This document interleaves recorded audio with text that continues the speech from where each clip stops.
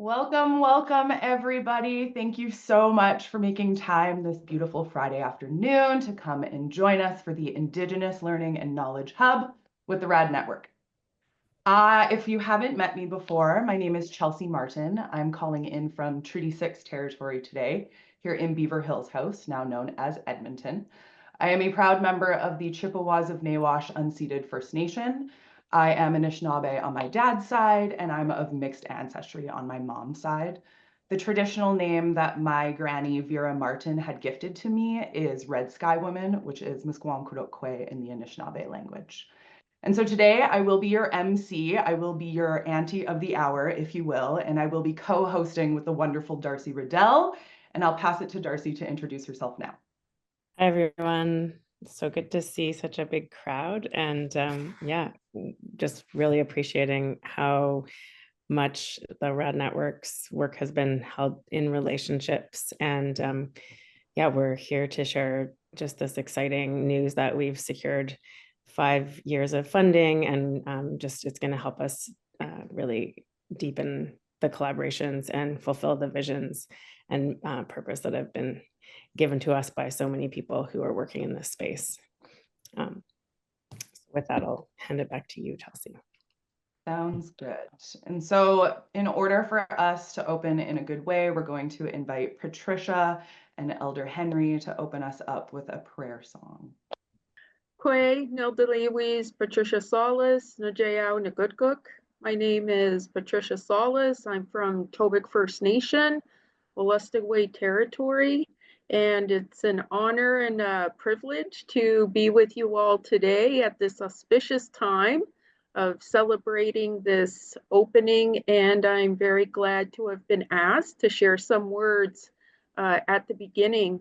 Of course, many of you may know that I have been involved with RAD, for some time now, and have always taken, great pleasure in being involved with the work of RAD, and just, giving a shout out to all my relatives and fine colleagues that, have brought us to this point that we are at today. So I will say a bit of an acknowledgement of our grandparents, which I would do as part of protocol, and to share a very brief opening song from my territory, just to infuse a spirit of welcoming and wonderful camaraderie and friendship into our circle here today. So Waliwan Giziolinig, Waliwan Musam Sinug, Waliwan Nokmis Sinug.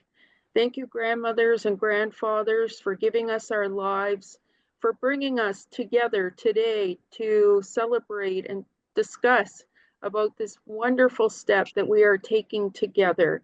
And thank you also for all of the love, protection, understanding, and guidance to help to make this a wonderful time with each other.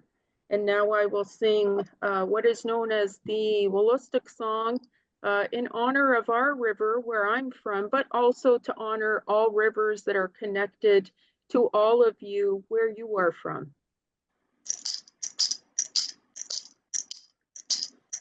Wolastoq Malagway, Ajidabamiku, Wolastoq Malagway, Superkelmia,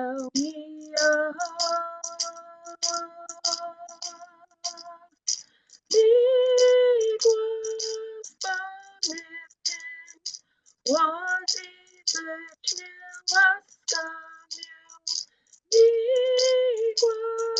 110 people.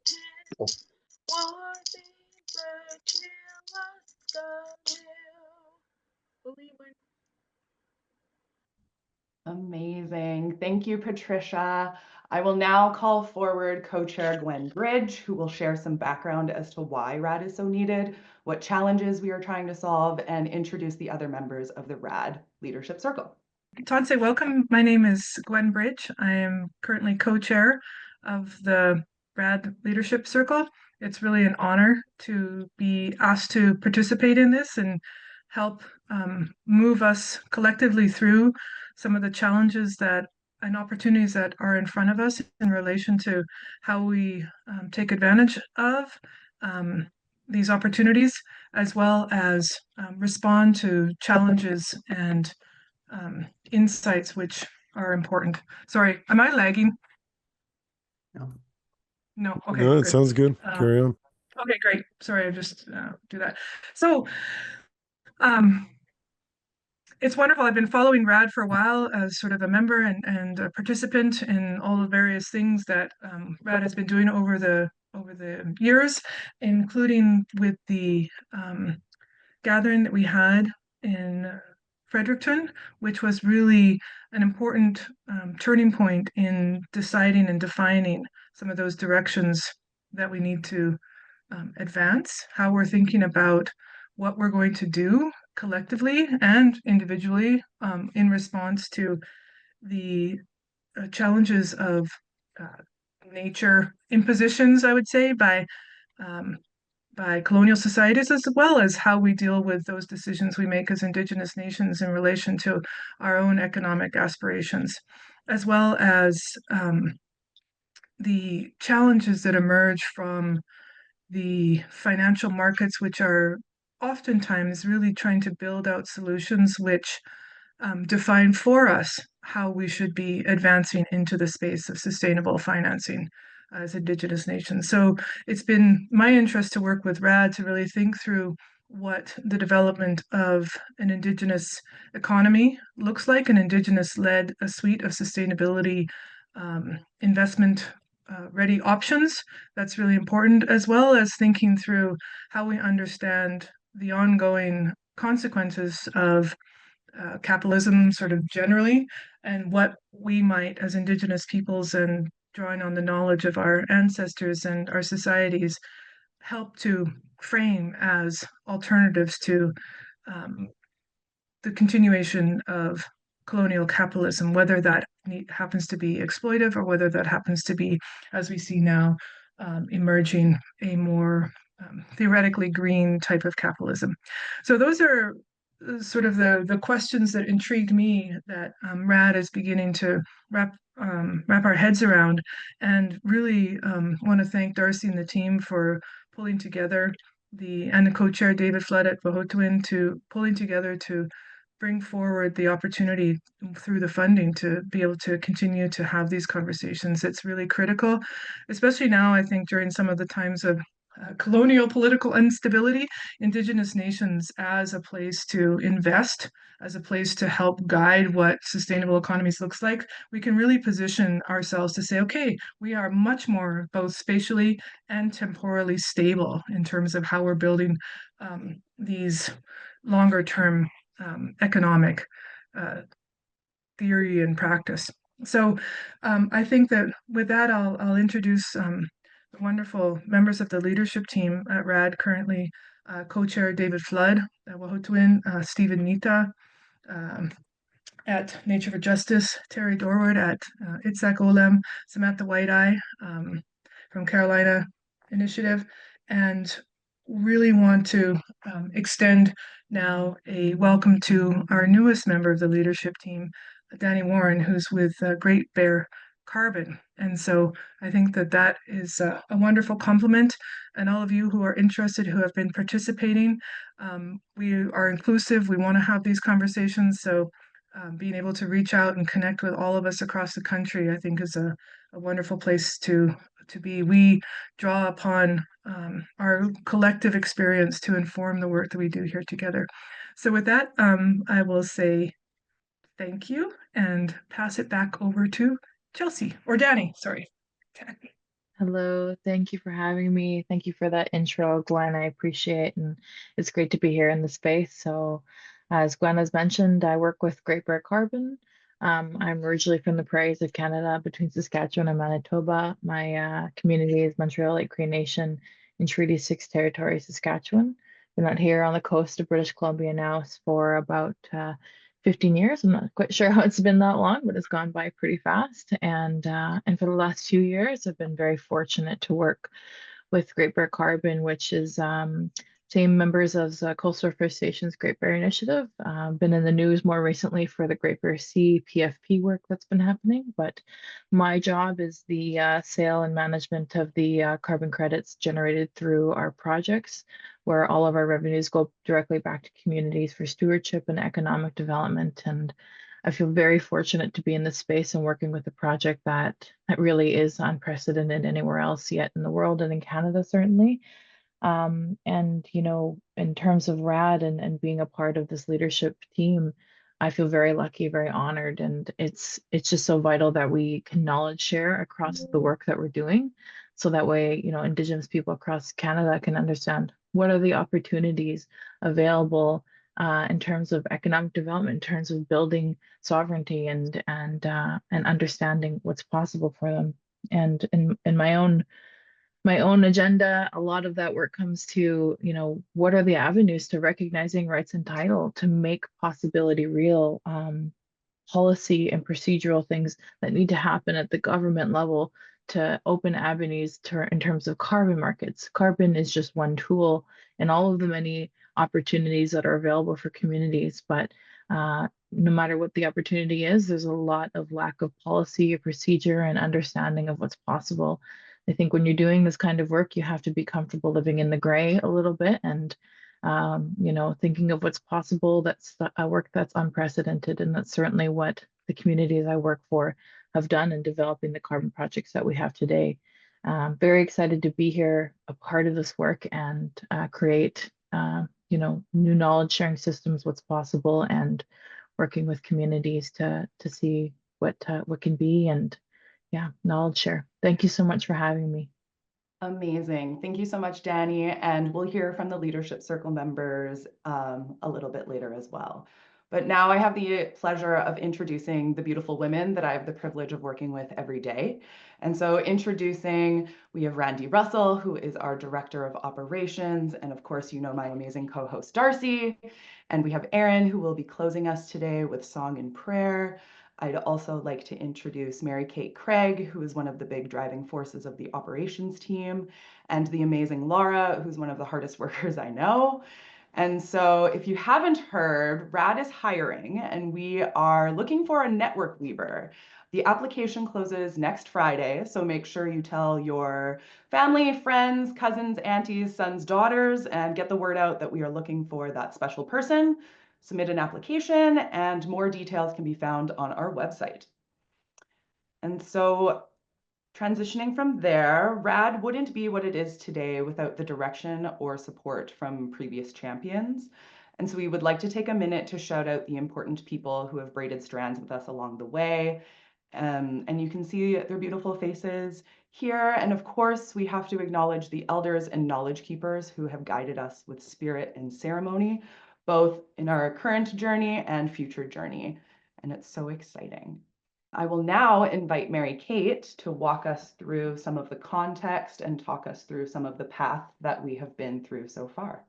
Thank you so much, Chelsea, and just so great to see all of you here today. So we've been on a journey. These seeds that have now formed to start to grow into what is now the RAD network actually have been planted for a long time. So some of the work that started with the Indigenous Circle of Experts and the We Rise Together report in 2018, that really paved the way for what formed as a Conservation Through Reconciliation Partnership.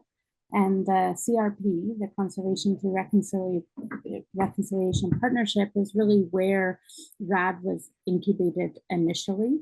And it came out of work that we have been doing, really looking at the barriers to Indigenous-led nature-based solutions moving forwards in Canada. And along the way, you know, Canada has committed to a lot of the frameworks that would allow Indigenous-led nature-based solutions to move forwards, and yet it still wasn't moving forwards. And so in looking at that, the Restore, Assert, Defend network that really was coming out of a focus initially on looking at jurisdiction. And the vision started to emerge then in 2022. and the RAD network formed. So if we go to the next slide, in 2023, we had that vision gathering that was really, Patricia Saulis really was a huge driving force in creating the space for that vision to come forwards. And then in 2024, we were able to actually secure the funding that is now allowing this hub, which is one of 2 Indigenous-led hubs, to form. And really, our feeling is that this hub is a continuation of the work that we have been doing and planting seeds in all the way through. So that brings us to today. And I'll hand it back over to you, Chelsea, or I think we're going to Darcy now.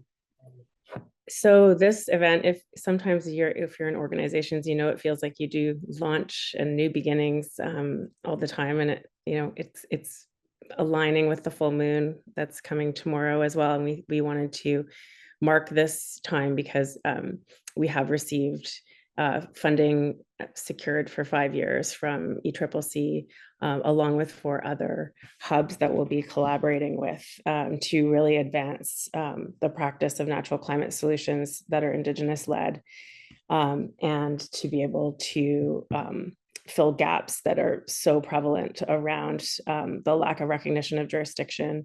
And it's really such a early stage field, and we strongly believe that this field has to be rooted in a recognition of Indigenous rights on the land. And so anytime we're looking essentially at the emergence of a new resource or a way of valuing resources that are embedded in the land and all of the relations in the land, Indigenous participation and leadership is so central.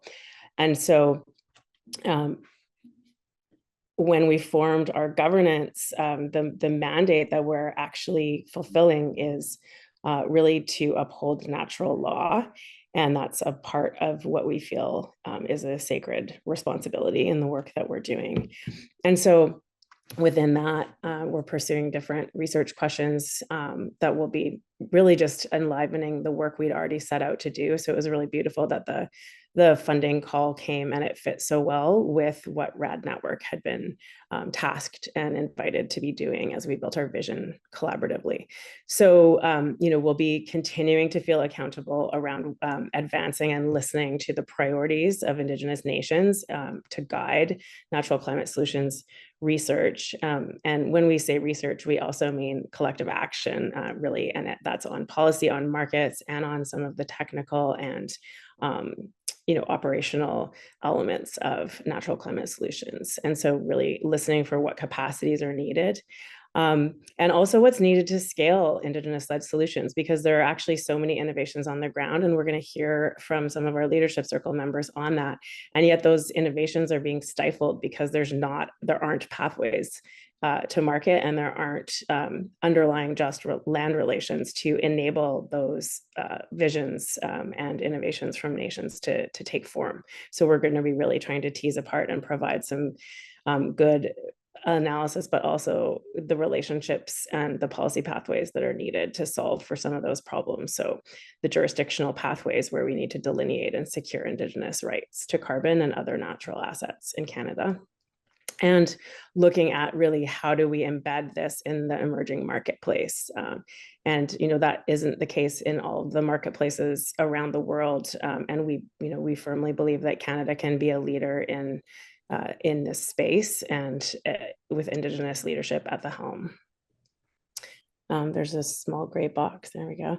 And finally, continuing with our belief that siloed work is really a part of the problem. And, that goes back to the effect of the Indian Act, and nations' interests are so strengthened when we can work together and also learn from places where, maybe for good reason, Indigenous nations don't want to share early stage innovations like from the rooftops, but we want to create conditions where communities can learn from each other as they're exploring really early stage work in safe spaces as well. So we'll be fostering space for that. Next slide.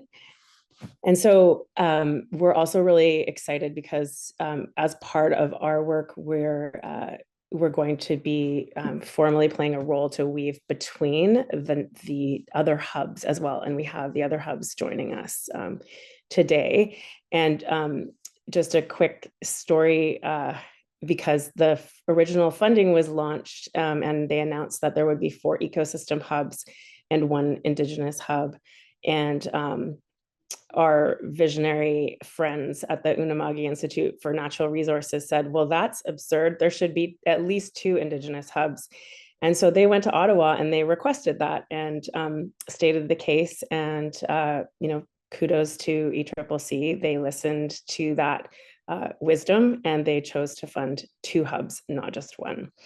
And so we'll hear from Lisa Young from the Unama'ki Institute for Natural Resources, and then John Pattison-Williams with the Grasslands Hub, from Marianne Fish at the Wetlands Hub, and Jana Kataska with the Mother Tree Network's Research Hub. So I'm going to invite Lisa Young to just introduce yourself and say a little bit about the purpose of your hub. Thank you, Darcy. And I won't want to take up too much time because I acknowledge that this is RAD space and opportunity to introduce and talk about your project. But yeah, so Lisa Young, I'm the executive director for the Unama'ki Institute of Natural Resources. We're based out of Eskasoni in Mi'kma'ki. We work with the 5 Mi'kmaq communities in Unama'ki, Cape Breton. Our organization's going on 25 years now. We've been working on all matters of natural resource research and innovation, and our main kind of focus and approach has been two-eyed seeing. Albert Marshall, he's from Eskasoni in our community, and he's been a guiding and a force behind our organization since day one. So like Darcy had mentioned, we recognize Canada's a big place. And there's so many Indigenous groups there that have the capacity and knowledge, just need to have the space created and an opportunity and to be uplifted.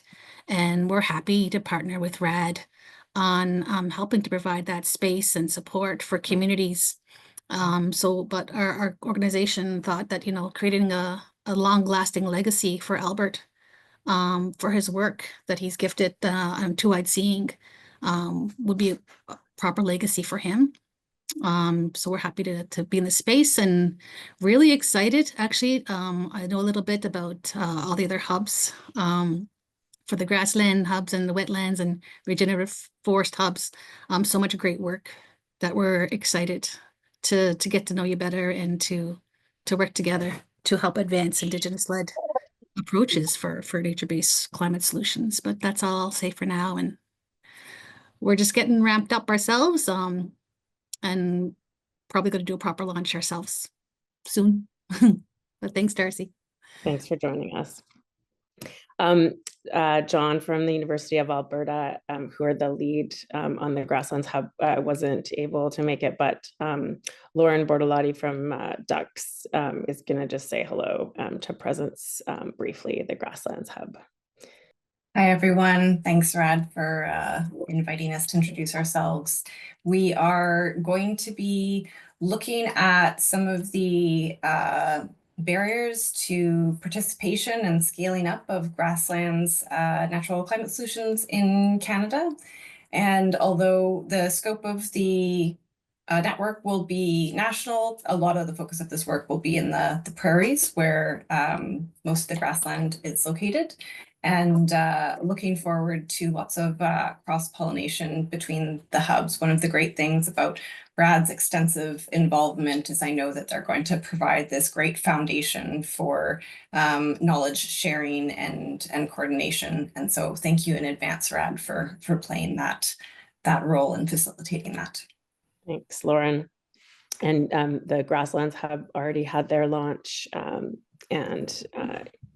it's great to have the different ecosystem locations so that we can really be learning about the different contexts, and so private land is such a big issue and grasslands conversion there. So yeah, we're really looking forward to partnering more deeply. and providing ethical space and really making linkages with communities. So then we'll hear from next the Wetlands Hub. And so Marianne Fish is on the call, I believe. Yes, thank you, Darcy. Thank you so much for the invitation to join you here today. It's wonderful to hear about the other hubs, and we're very excited to be working with RAD as we move forward with the Wetlands Hub. We're also just getting going and hoping to have our launch over the summer. The main aim for our hub is really to advance Indigenous-led natural climate solutions based on coastal wetlands like seagrass meadows and tidal marshes and their associated ecosystems that are so valuable in so many ways. And we'll be building on the work of our partners with the Hakai Institute, University of Victoria, and McGill University, so who are all doing fantastic work on filling in some of the research gaps around those ecosystems. And with it, we'll be having a very strong focus on knowledge sharing, knowledge exchange, and knowledge mobilization. So both regionally and nationally, and making sure that the research results are shared, but also, as Darcy pointed out, like making sure those pathways are in place that we can really move forward with implementation and bringing together different knowledge systems to make that happen. And we'd welcome anyone who's interested in joining and learning more about the Wetlands Hub to please be in contact. And yeah, we're excited to work with you. Thank you. Thanks so much, Marianne. And then we have Jana Kataska on the call as well with the Mother Tree Network. Thanks, Darcy. Good morning, or I guess good afternoon to many of you, and good morning to those of you on this coast. I'm Jana Kataska. I'm the Executive Director of the Mother Tree Network. We're a relatively new organization. We've just been around for a couple of years. We're a charity based in British Columbia, and our founding director is Dr. Suzanne Simard, who's a forest ecologist at the University of British Columbia. And our purpose is to transform the stewardship of forests in British Columbia and across Canada. And we do that by invitation, working with First Nations to support their forest stewardship planning and economic transitions, and also by acting as a learning and knowledge hub, a knowledge sharing hub. So you'll notice that our project is not called a hub. That's just a technicality because we're focusing the sort of research portion of our hub in British Columbia, but the knowledge sharing across Canada.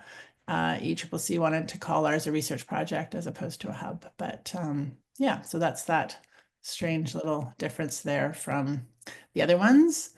And the focus of the research, so it's a collaboration between First Nation partners and 3 universities, UBC, Simon Fraser University, and University of Northern British Columbia, and then also a researcher with the Canadian Forest Service. The network is the lead, but we'll be focusing on regenerative forest stewardship, and it's got a wide range of research questions and areas, everything from sort of even just working on the definition of the concept and some principles for regenerative forest stewardship,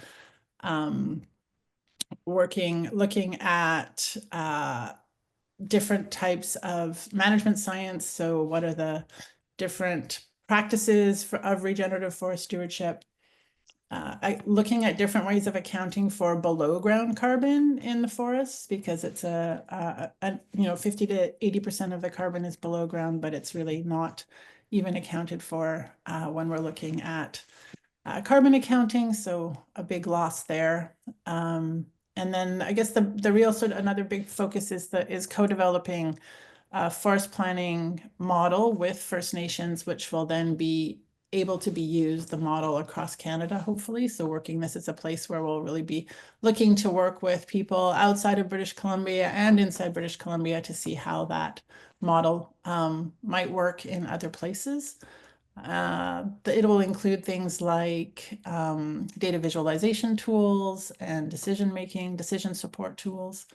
And then through monitoring and policy. So looking at both policy barriers and recommendations. So big, broad scope.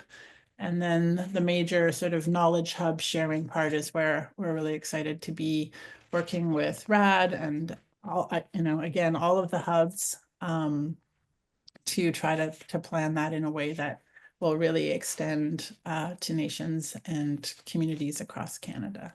So yeah, thank you so much, Darcy, and to all of the RAD team for this opportunity to talk about our project, for the opportunities that you are creating in collaboration and networking. And it's really exciting. I'm happy to be hearing about everybody and looking forward to the next 4 years of working together. So thank you. Thanks, Jana. I will also note that there is some other funding that came through ECCC to be looking at climate smart forestry that FSC and SFI are leading, so looking at certification. So there are lots of other collaborators in this space, and we also recognize there's so many other well-established both research initiatives and practice arenas that are happening. And so next slide, that's really the rationale for us thinking about this as a much larger ecosystem linking exercise. So just acknowledging that, some of the other core organizations that are really partners to us in the RAD Hub are the organizations that our leadership circle members are representing and part of. And also so many of the ENGOs that are active partners to, the central focus of our work, which is the First Nations and Indigenous communities themselves who are looking to build projects. And so we're really taking seriously the opportunity to build relationships in a good way, and just so excited at how the opportunity to do that, really, especially given these 5 new hubs and the runway of time that we have to learn from one another, to deepen collaboration, and to create a real impact in this space. And so really from the beginning, our purpose has been to come from spirit and work in a good way, building a foundation of ethical and honoring relationships. And we've benefited so much from the teachings of elders. We'll continue to weave in ceremony, and it's taken a long time to weave this basket. And so we're still, many of you are organizations that we collaborate with, and we're ready to be advancing reciprocity dialogues, really trying to surface with a focus on the financing, what ethical financial practices can look like to support these wider relations of kinship that we have among our organizations. And then we will be doing a lot of learning and knowledge sharing activities, things like this, in face-to-face convening. Invite us to your events, please. We're looking to extend our network, and we'll be doing applied work like accelerator circles. So when communities have questions and need to be connected to others and expertise, creating safe spaces for that to cook. We'll also be doing healing circles in the finance space, because we know that is so important, because there's so much harm created by existing financial systems. And we're introducing a whole bunch of new podcasts from the work we did, hearing stories at the Indigenous Land Symposium that Wet'suwet'en hosted recently. So we're really excited about that. And then we're going to move to talk a little bit more about our work baskets through hearing some of the voices of our leadership circle to really help that take shape and get more concrete. Thank you. So now we're going to call forward Terry, who's going to speak about community priorities and capacity from the Isak Olam Foundation perspective and all the work that they're doing. The Isak Olam Foundation, of course, is a nonprofit Indigenous-led organization that supports Indigenous nations in their development of IPCAs. We focus on capacity building and knowledge mobilization, and have partnered with Vancouver Island University to offer a 1-year advanced IPCA planning certificate. That is university accredited course.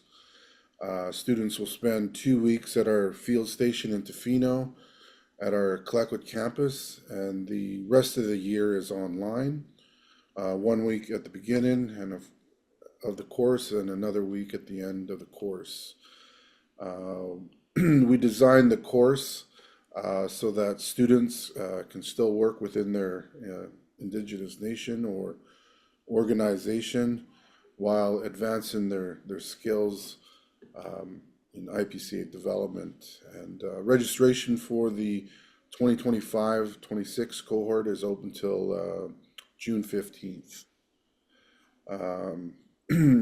At Esokalon Foundation, we have a whole army of staff members that are equipped with proposal writing, policy development, and reporting skills.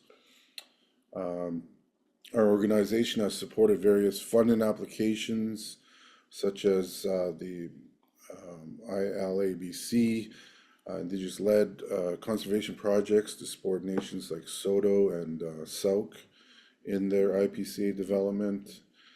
And on Vancouver Island, we're working with over 40 Indigenous nations, Nuchano, Kwakwaka'wakw, and Coast Salish, on our annual Estuary to Old Growth conference. Of course, our goal is to build unity amongst diverse nations that have different cultural backgrounds, languages, traditional forms of governments. Some are within the modern day treaty process. Others take a more assertive model in entitlement rights. But Esokalon Foundation, our focus is on working with Indigenous nations' well-being of their estuaries and to the last remaining old growth. Our approach is relationship building in our cultural corridors that is, of course, interconnected with ecological corridors. We believe that colonial governments and industries have divided our Indigenous nations under the Indian Act with their own forms of agreements and, of course, capitalism. And as coastal nations, our ancestors have formed strong confederacies through potlatch systems that came with shared responsibilities to both the land and natural resources. So through our Estuary to Old Growth strategy, we wanted to create a Vancouver Island-wide alliance in the form of a declaration, and an Estuary to Old Growth declaration that finds ways for a collective of nations to go after larger funding applications in restoration projects, conservation efforts, and alternative economies that support both healthy communities and ecosystems. And of course, work with our partners in Nature for Justice to align with the first 30 by 30 in potential funding opportunities. Of course, an ongoing theme at our annual and regional Estuary to Old Growth conferences is the well-being of traditional foods. To have wild salmon, shellfish, or elk populations, we need to have a thriving, healthy ecosystem conditions. We understand that not all Indigenous nations are pursuing what is called IPCAs. There are tribal parks, salmon parks, and other Indigenous-led initiatives. Again, the common thread is ensuring the well-being of our coastal communities and the environment, which we all share. And through our Nawayasin Botanical Gardens in Tofino, in Clackwood territory, we've developed sister agreements with the Working Group of Indigenous Food Sovereignty, WGIFS, and the Wilson Botanical Gardens that is built in relations with the NABU in Costa Rica. We're developing a social innovation exchange that focuses on the Costa Rican government's payment for ecosystem services, and they want to learn more about the IPCA movement. We also met with the Canadian Embassy in Costa Rica and the idea to see how payment for ecosystem services can be applied in Canada. On a provincial level, Esokalon Foundation has supported a collective of IPCA nations to address the current NDP government on developing an IPCA policy. We also supported this group to pass at the All Chiefs meeting at the Union of BC Chiefs a motion to support the establishment of IPCAs by BC First Nations. And on a national level, we are working with AFN on the upcoming National IPCA Conference that will be held in Nova Scotia this fall. We feel that an IPCA network amongst Indigenous nations will help strengthen the IPC movement and create a national unified front. National Indigenous-led networks like RAD can help facilitate the formation of an IPCA network. And one of the establishment of IPCA innovation centers from coast to coast is part of the CRP legacy projects. And we are currently working with groups in Winnipeg and as well as interior BC. So that's a snapshot of probably just a fraction of what we're up to. I'm sure I missed lots at Isaakalam Foundation. That was perfect. Thank you, Terry. Another way that we're working with Isaakalam is developing curriculum on nature-based solutions for IPCA certificate as well. So just closing that loop. I'll now call upon David Flood, who is with Wekotowin Development, and he is our financial anchor. He is one of a major pillar within the RAD Leadership Circle. So take it away, David. Chimegwich, Shani, Buju, Wache, Adishnika Zonze Maengen, Matachwan First Nation Adonjaba. I'm calling in from the Height of Land, the Treaty 9 area of Northern Ontario. Treaty 9 is 2/3 of the landmass of Ontario, so a big chunk of Northern Boreal real estate. As we talk about the impacts of climate change and taking climate action, and we have half of our 49 First Nations that are winter road or fly-in access only, and the other majority living in peatland and lowland areas of the James Bay region up here. So the work we're doing here through RAD is quite important to our nations who formed Wekotowin as a social enterprise 10 years ago now. And we're focused on, forestry and the evolution of practices in the forest sector to create a conservation economy. And we've been at this bit of work here, like I said, for 10 years as Wekotowin, and now we're at that pivotal stage of diversifying and understanding how to lay claim to that conservation economy in the commercial industrial forest context. And RAD emerged out of the biodiversity conference as an expression of the CRP element 7 around financial instruments on how to raise the ability of Indigenous communities to participate in the economy of carbon and nature-based solutions. And that was just absolutely resonated with the work we had to do right now. And instead of trying to double my staff and collect a network across Canada, why not join a network? And why not be part of the leadership circle? And why not be, as loud and participatory as we can be to make sure that all nations rise together in this exercise? So I take a lot of pride in what came out of the Fredericton meeting, the work plan, the context of how we revised that work plan through the last 2 years of the full moon ceremonies, and diving deeper into sort of the action-oriented aspects of the network and the collaboration we're going to see across the other additional networks, including our sister network at UINR. Just thrilled that we're actually at this launch date. In the background, you can imagine all the negotiations, the fundraising, the contracts that need to be pulled together, terms of reference, this MOU, that, relationship agreements, and the reconciliation agreements that we're still going through with some of our other partners that are non-Indigenous, but they're allies to RAD. We ask that they form these agreements with us, reciprocity agreements, so that we're on the same page and all our efforts are meaningful and pointed to the same desired outcomes. I don't have much more to add than that, because I know we're going to go out into some breakout groups, but we are definitely leading in some areas, at least I think, under and in and around improved forest management and how to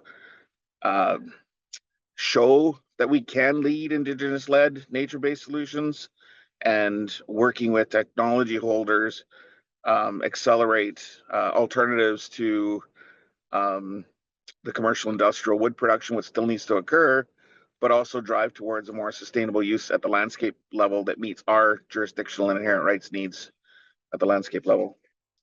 Miigwech. Perfect. Thank you, David. And now I will call Sam White-Eye forward to talk about ethical space. And she is from Carolinian, Canada. Ni Rishinzi, Chowei Shopapo, Ni Nonjiae, Lapawi Lakawi, Ni Naungamawak Tekwa, Ni Indilanapawi. So hello, everyone.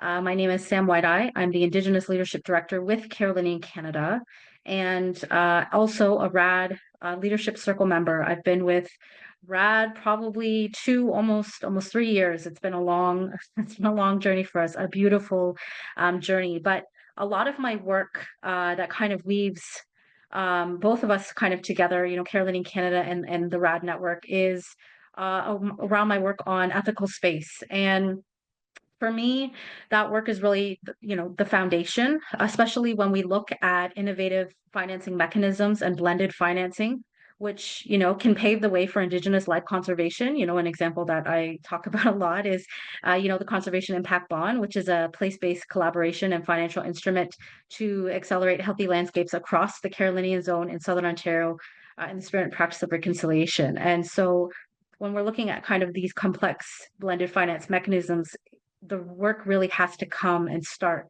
at ethical space. And so ethical space in practice that I define it as is an intentional space dedicated to diverse collaboration rooted in the values of respect, empathy, trust, and desire to co-create mutual reciprocal outcomes between two or more partners.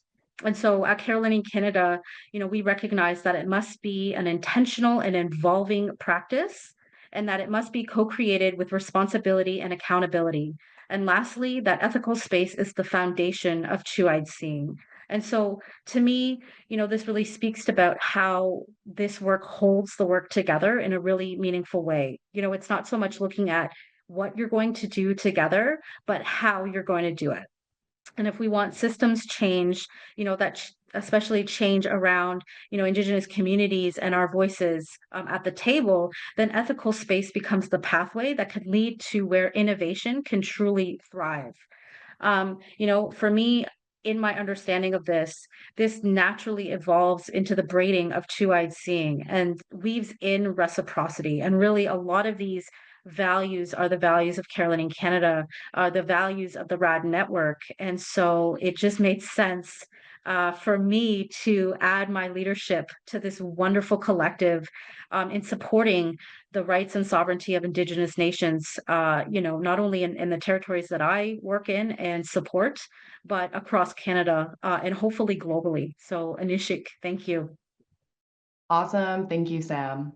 So a question that we're having to answer a lot, that we're excited to answer, is how to get involved with the network.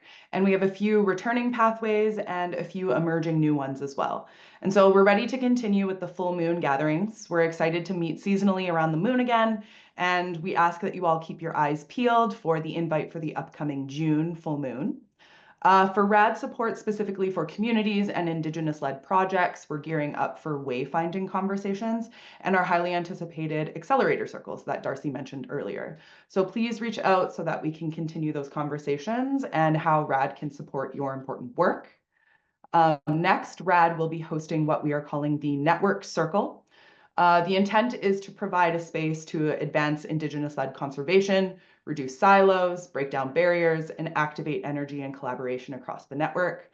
And last, and certainly not least, we will be engaging partners in reciprocity dialogues, where the intent and purpose is to host a conversation to grow relationships between partners and the RAD network, and to work in a good way to build trust and abundance create clarity, and honor the unique relationships that are being brought to the RAD network. And as always, we ask that you help us grow the network. We want to be bigger, badder, and radder. So please share our mailing or share our newsletter and join our mailing list in order to stay tuned for more opportunities like, next slide, all of our socials and new emerging platforms. So please join our mailing list. Check out our website. We have a tools and resources page that we're uploading new content to fairly frequently, and we are re-releasing our podcast, and some new episodes are coming, as Darcy had mentioned. Please make sure to follow us on Instagram, LinkedIn. We have a YouTube page. And if you have any questions, you can email us at radpartnership@gmail.com. Good afternoon. Is that That's Henry there. that Elder Henry? Yeah. Good afternoon. Yeah, my name is Henry Travers Uzuanin. I'm calling from Manitoba. I'm a fisherman. I'm a conservationist. I'm been a fisherman all my life. I enjoy hearing all the participants here talking about their knowledge. The only knowledge I have is I have PhDs from the land and my language, and I was born with my language, and I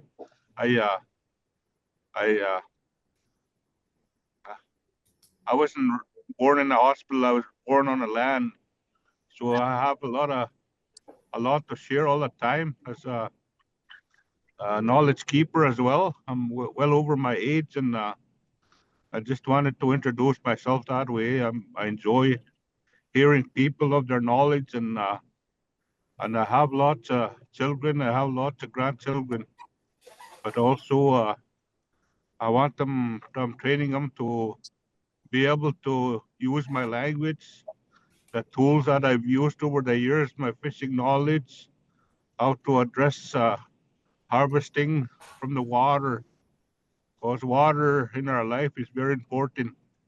That's our way of life. I don't call it land-based. I call it our way of life. So that's what little I have to share. Thank you all for, it's my first time hearing RAD out. I just heard about it a few days ago through my friend Chris Colombo. I don't know if he was online. He asked me earlier today, see if I could do the opening prayer, but I guess I got caught in traffic here, and I'm in Winnipeg right now, so I managed to get online here with you, so you know where I'm from. My reserve's called in my language we call it Kinozeishtigon, means Jack Head. So I really come from a fishing community where my ancestors thrived for thousands of years, and I really enjoy being around with my community and my family and all my relations.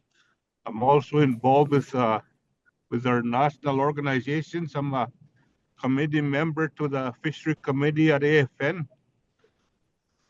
And last night I was appointed to the language group here in Winnipeg, the Southern Chiefs organization. They appointed me to share my language with other people. That's all I have to say. Thank you. Thank you, Henry. Glad you could make it with us today. Not at the beginning, but glad you shared your story with us at the end. To close off this meeting, I just want to introduce myself. My name is Stephen Nika. I'm the one of the creators of RAD. I've been involved from day one. I work in the field of Indigenous-led conservation, and lately I've been focusing my energies around supporting long-term financing of Indigenous-led conservation initiatives within their territories. I'm the managing director for a social justice NGO called Nature for Justice in Canada, and Nature for Justice is leading the program in partnership with Isak Alam Foundation and Nature Focused Development called the First 30 by 30 Canada.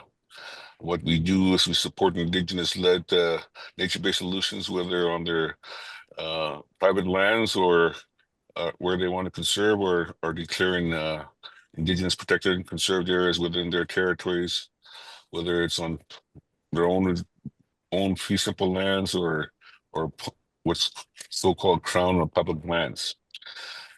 We measure the financial viability of the area of interest.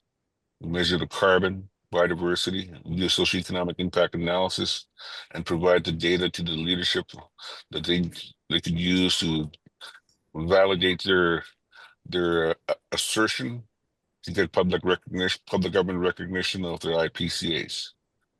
Nature-based solutions is a new and emerging market responding to the twin crises of climate change and biodiversity loss.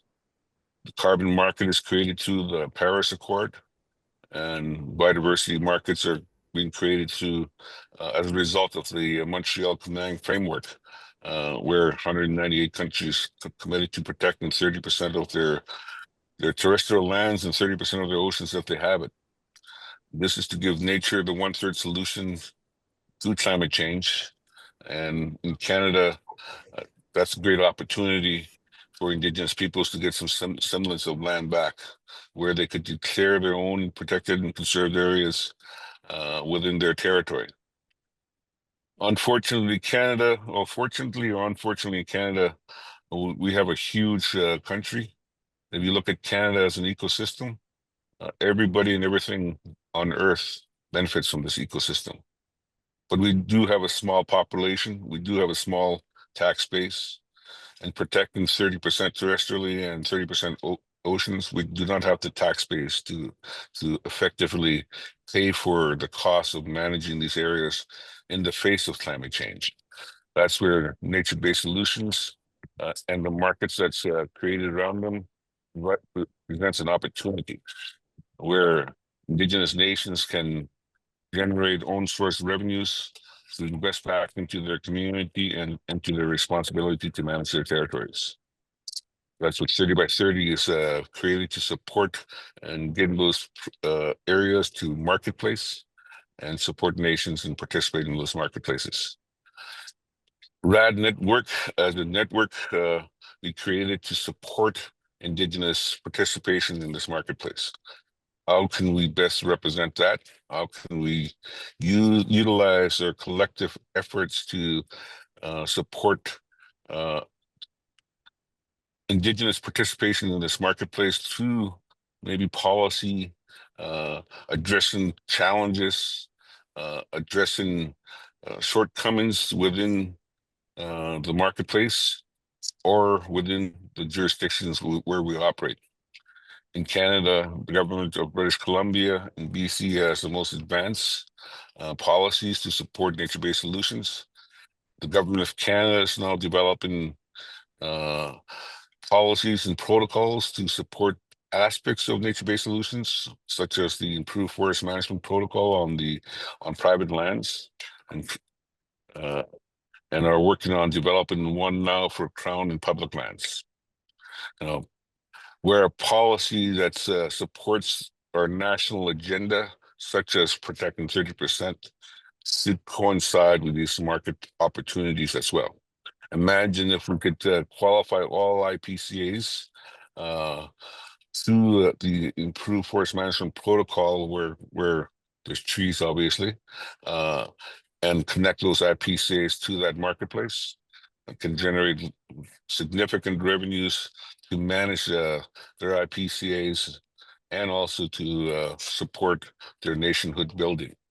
I think we could achieve these type of policies by working together. And I'm encouraged that we have a growing network with aligned vision and values to be able to influence those that need to be influenced collectively. So with that, I thank you for participating and joining the network, and encourage others to join. And let's agree on agenda items going forward to try to influence policies that's going to support this new industry that's burgeoning industry that's evolving in Canada. Thank you. Well, thank you, Stephen. I was actually with Sam White-Eye at the Hope on the Land Expo, and Guardians from Chippewas of Nawash came out and said, "Oh, Stephen, he's so cool. Is he here?" And they were looking for him. So thank you for all of the words that have been shared in the breakouts, and grateful. Patricia, I would like to turn to you to share a few words, and then I'll share a song to take us out and then into the conversation. Waliwan miigwech.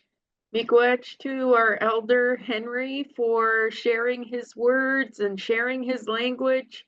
I worked with you many times, Henry, around the AFN table, so it's so nice to see you again.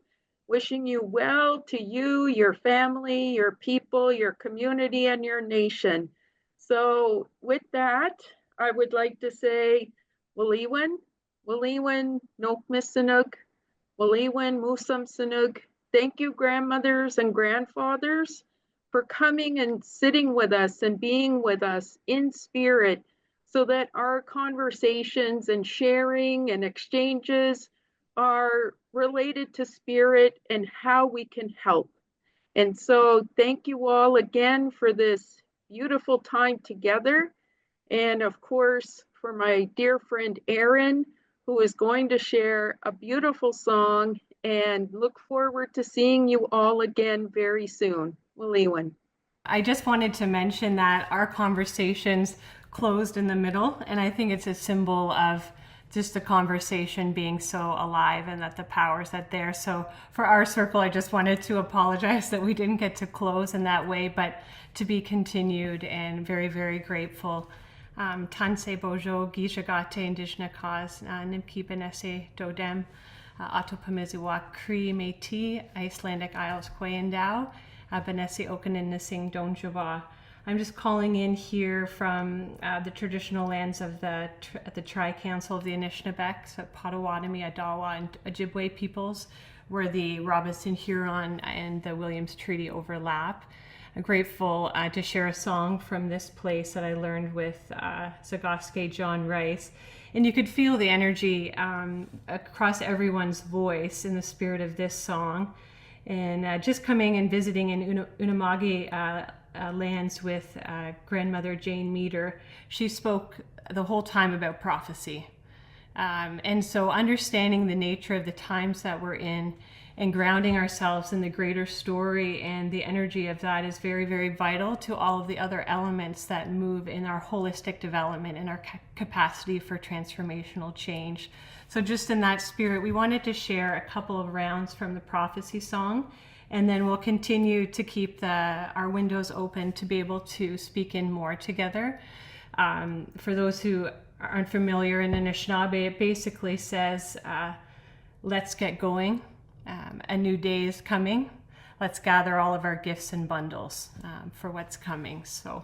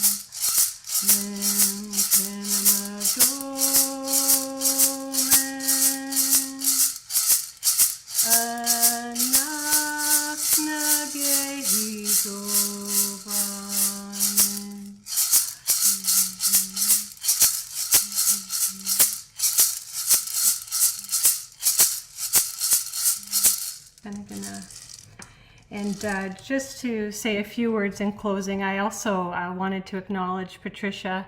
Thank you so much, Walewan, for your song and your prayers and holding the spirit and the gifts that you've brought forward alongside the larger leadership circle and all of those that were highlighted earlier. We're very grateful for the nature of alignment. And we talk a lot about the spirit of abundance and what is able to come through in creation. And we really acknowledge the collective gifts. And we did want to take another moment in closing to really acknowledge the abundance that we've received for all of the different gifts that have come forward, especially being held the way we were in St. Mary's First Nation with all of those folks that Chelsea pointed to earlier. So just in closing, that everyone came back into my mind's eye, and I just wanted to give thanks again for all that goodness. And with that, I'll turn it back to you, Chelsea. Just one last thank you to everybody taking time today to come and chat with us and to come and be with us. So yes, follow us on Instagram, follow us on LinkedIn, check out our website, and we look forward to future conversations.